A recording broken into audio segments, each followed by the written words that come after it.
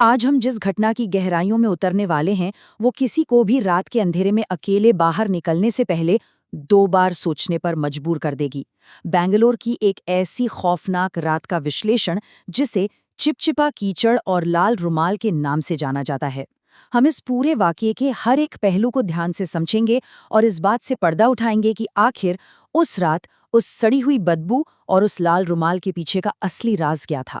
एक बात सोचिए, क्या हो अगर एक बिल्कुल सुनसान सड़क किसी मुसाफिर को वापस लौटने ही ना दे। हमारे आसपास की ये भौतिक दुनिया जिस पर हम इतना भरोसा करते हैं, अगर वो अचानक एक ऐसे लूप में फंस जाए जिसका कोई अंत ही ना हो। इंसान पूरी जान लगाकर आगे तो बढ़ रहा हो, लेकिन पहुंच कहीं नहीं रहा हो। ये सच में किसी बुरे सपने जैसा लगता है ना। लेकिन ये कोई मनगढ़ंत कहानी नहीं है, बल्कि एक ऐसी डरावनी सच्चाई है, एक ऐसा खामोश जल है जिसका सामना करना किसी की भी रूह कंपा सकता है। खैर, इस खौफनाक घटना की शुरुआत होती कहाँ से है? एक बिल्कुल खाली अंधेरी सड़क और उसके बीचों बीच पड़ा हुआ एक अजीब सा, बेहद गाढ़ा, चिपचिपा और सड़ी हुई बदबू वाला कीचड़। जब प्रिया उस अंधेरी सड़क से गुजर रही थी, तो अचानक उसका पैर इस कीचड़ में जा धंसा। पर ध्यान देने वाली बात यह है कि ये कोई आम बारिश वाला कीचड़ नहीं था। इसमें से आने वाली बदबू इतनी घिनौनी थी कि सीधे दिमाग पर असर करे। एक ऐसा चिपचिपापन जो कितना भी रगड़ने पर छूटने का नाम ही ना ले। और सच कहूं तो ये उस खौफनाक जल का सबसे पहला और सबसे घिनौना हिस्सा था। अब यहाँ एक बड़ा सवाल ये है कि आखिर प्रिया रात के उस पहर इतनी सुनसान जगह पर अकेले कर क्या रही थी। इस टाइमलाइन को समझना बहुत जरूरी है। रात के लगभग 1:30 प्रिया और उसकी बचपन की दोस्त सुमित्रा के बीच कार में एक बहुत ही गहरी और कड़वी बहस हो जाती है।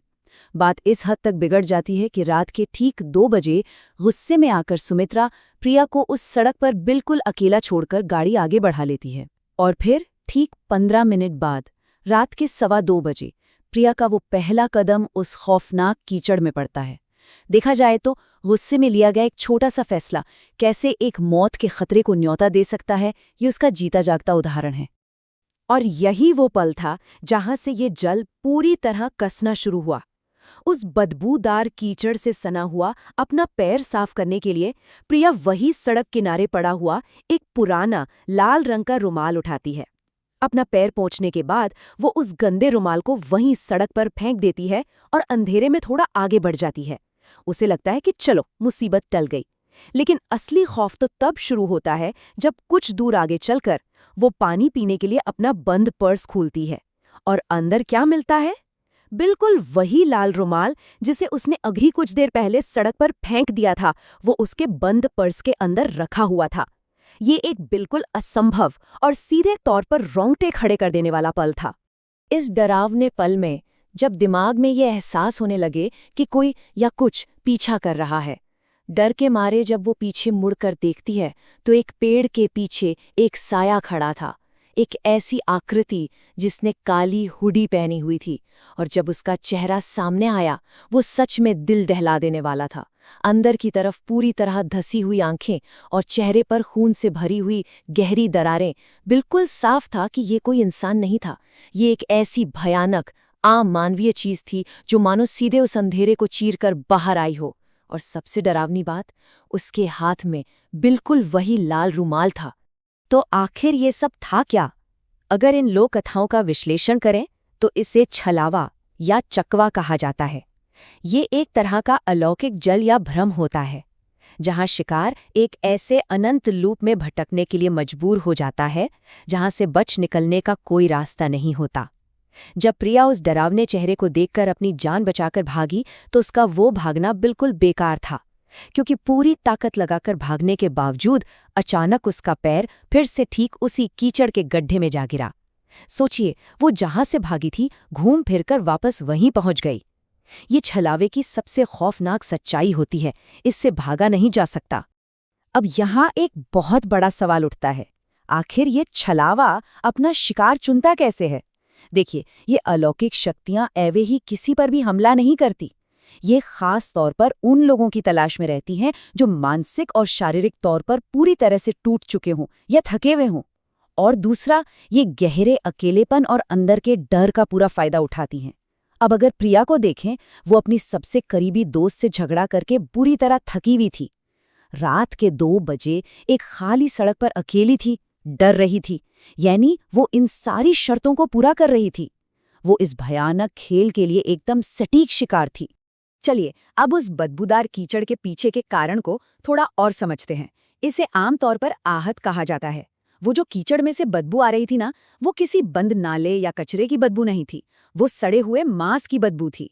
अगर इन पुरानी कथाओं को माने तो ये आहट असल में इस सच्ची दुनिया और उस बुरी शक्ति की दुनिया के बीच एक अलौकिक पुल यानी एक ब्रिज का काम करती है। वो एंटिटी दरअसल उसी कीचड़ और बदबू का इस्तेमाल करके इस भौतिक दुनिया में अपनी जगह बना रही थी। ये सड़ी हुई महक एक खौफनाक चेतावनी होती है कि कुछ बहुत ही बुरा होने वाला है। यहाँ पर इस फर्क को समझना बहुत जरूरी है। एक तरफ होता है नॉर्मल कीचड़, जिसे आराम से पानी से धो लिया जाए तो वो साफ हो जाता है, लेकिन दूसरी तरफ है वो जिद्दी, कभी न मिटने वाला अलौकिक दाग। ये छलावा सिर्फ उस सड़क तक ही सीमित नहीं रह जाता।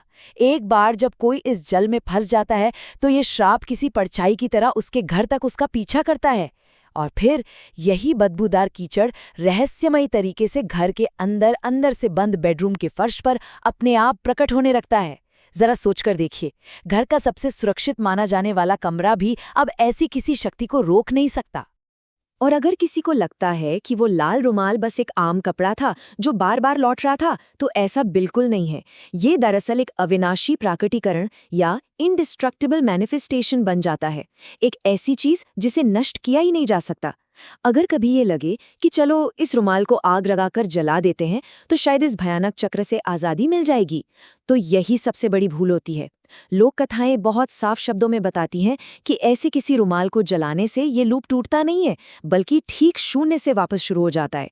उसे चाहे राख कर दिया जाए, वो रुमाल फिर से उसी जेब या उसी पर्स में वैसे का वैसा लौट आएगा।